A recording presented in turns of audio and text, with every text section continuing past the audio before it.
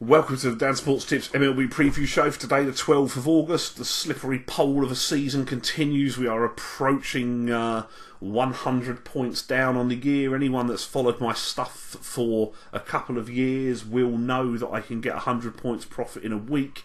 Whether or not that's going to actually happen this year, right now I would take a profit of any kind. I'm going to keep grinding, keep trusting the process and see where we get. The first game today is the Tampa Bay Rays going into New York to face the Yankees. The resurrection of CC Sabathia has developed into more of a recent mirage in sort of recent times. He's come crashing down over the last 6 weeks or so. He's gone 1-5 with a 6.62 ERA in his last 9 starts. Chris Archer, in opposition for Tampa, leads the Major League Baseball among pitchers for losses this year. He has had issues on the road as well, but he has been trending in the opposite direction. 4 straight quality starts, including an impressive one at Coors Field. Weather forecast conditions are solid for the hitters, so long as the rain stays away today. I think 8.5 is a touch low for the runs, and I lean that way. I will put a small play on the Rays as well, because I don't quite trust Archer completely yet. This game is likely to be completely overshadowed by the end of Alex Rodriguez's career. I wouldn't be shocked if he went out with the Yankees winning, in all honesty. They'll certainly be trying to send A-Rod out on a high today, but I'm going to play the Rays on the run line, and I'm going to play the over. Colorado and Philadelphia.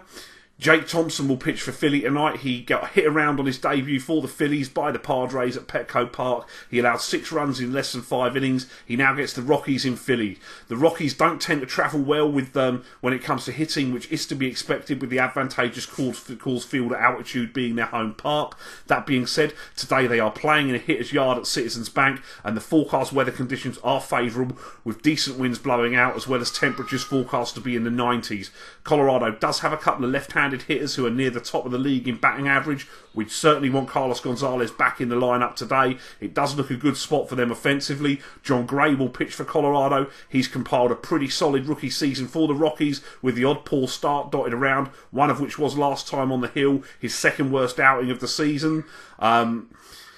He had allowed no more than 2 earned runs in 5 consecutive starts prior to getting pummeled by Miami, and against a Phillies team that's been struggling for an extended period with the bats, I'm willing to side with Gray rebounding, as we have a greater sample size and track record, and is a pitcher who keeps the ball on the ground, not allowing a lot of home runs even at altitude. I will also play the over just as a backup plan.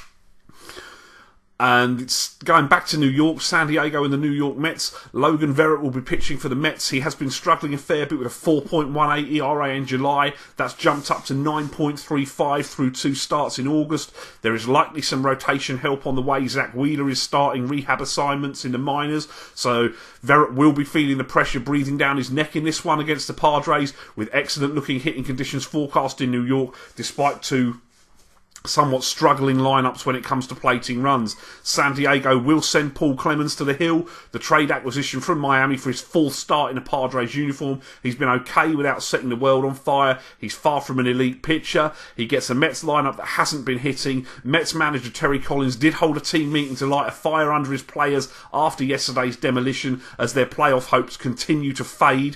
I will be looking for the reigning National League champions to come out with a purpose today, maybe get some runs themselves in the excellent conditions that are forecast, with 8.5 being the line. I think that looks a touch low. I'll be playing the over in this game as well. The other game that interests me today is Boston against Arizona. There may be a play there, but I'm still a little bit concerned about Boston against lefties, despite Corbin being pretty atrocious. And obviously, Hanley Ramirez, one of their better hitters against lefties, left yesterday's game injured. On the flip side, Yasmani Tomas, who is one of the Diamondbacks' better hitters against left-handed pitching, and the Sox will send Price to the hill today, hasn't been in the lineup for a few games. He's one of a trio of players that hits lefties well for the Snakes. I'm going to want to see the lineups for this game before deciding whether or not it's a play. Conditions do look excellent for the hitters at Fenway. Again, there's a slight threat of rain in Boston, but keep an eye on the Twitter account at dansports.tips, because that could become a play, in which case I will post it on Twitter later on. Those are the plays we've got today. Best of luck if you're having a play. As always, we are going to need it the way this last couple of months has gone. Play ball.